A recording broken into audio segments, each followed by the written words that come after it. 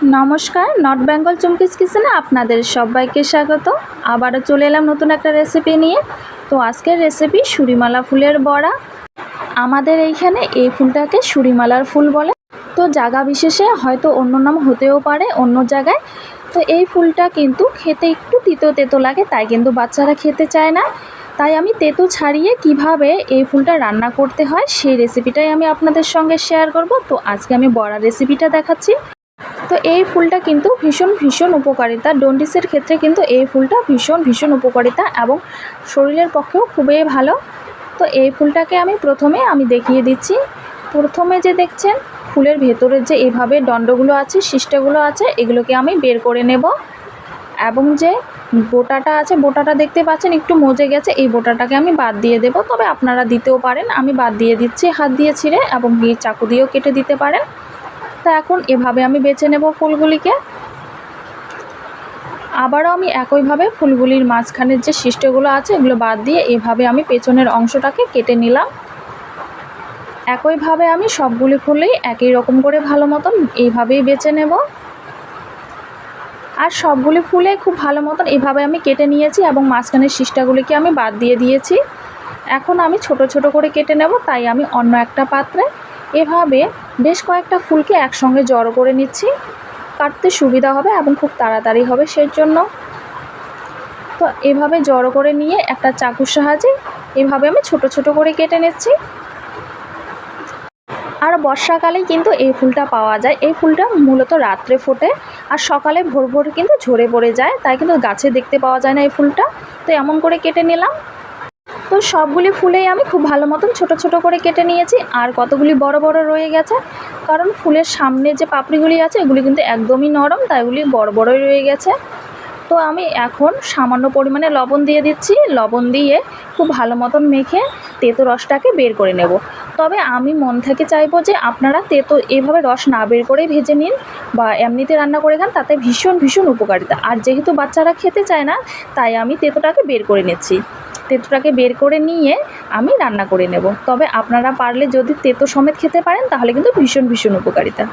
তো দেখতে পাচ্ছেন এভাবে আমি লবণ দিয়ে হালকা চেপে এভাবে তেঁতো রসটাকে বের করে নিয়েছি। আমি কিন্তু এখানে কোনো রকমের জল দেইনি, এভাবে আমি রসটাকে বের করে নিয়েছি। তবে হালকা একটু তেঁতো তেঁতো লাগবে, তবে ভালো লাগবে খেতে। তবে খুব বেশি যে তেঁতো সেটা না। তো তেঁতো রসটাকে বের করে নেওয়ার পর খুব ভালো মতো 2 থেকে 3 বার আমি ভালো মতন ধুয়ে নিয়েছি। যেহেতু এগুলি ফুল মাটিতে পড়ে থাকে, তাই মাটিতে অনেক ধুলো ময়লা থাকে, তাই খুব ভালো মতন ধুয়ে নিতে হবে। তো ধুয়ে নেওয়ার পর এখন আমি কিছু উপকরণ অ্যাড করে দেব। দিয়ে দিচ্ছি এখানে বেসন, আর এখন দিয়ে দিচ্ছি এখানে কর্নফ্লাওয়ার। তবে আপনারা চাইলে কিন্তু এখানে চালের গুঁড়িও ব্যবহার করতে পারেন কর্নফ্লাওয়ারের পরিবর্তে।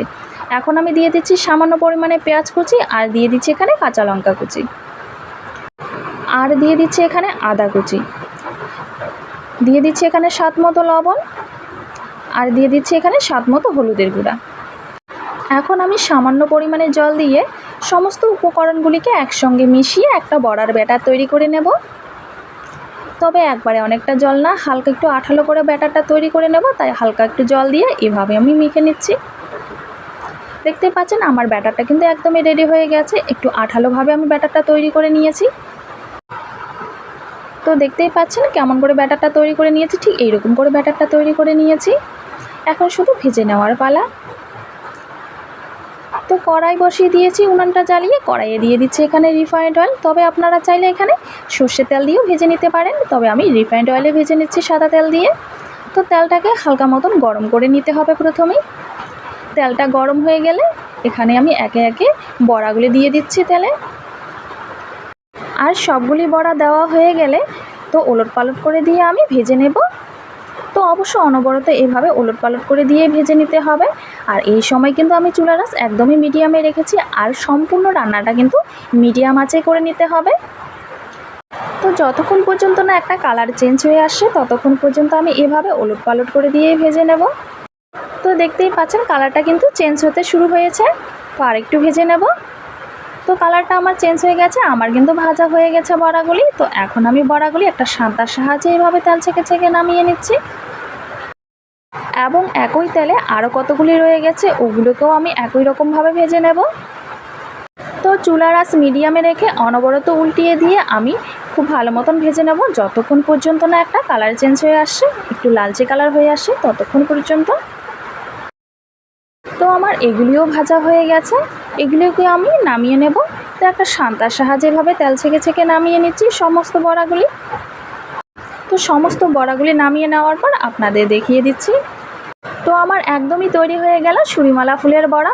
একদম বাড়িতে থাকা উপকরণ দিয়ে এবং হাতে গোনা উপকরণ দিয়ে কিন্তু এই বড়ার রেসিপিটা আমি আপনাদের সঙ্গে শেয়ার করলাম, একদম ঘরোয়াভাবে এবং গ্রাম্য পদ্ধতিতে।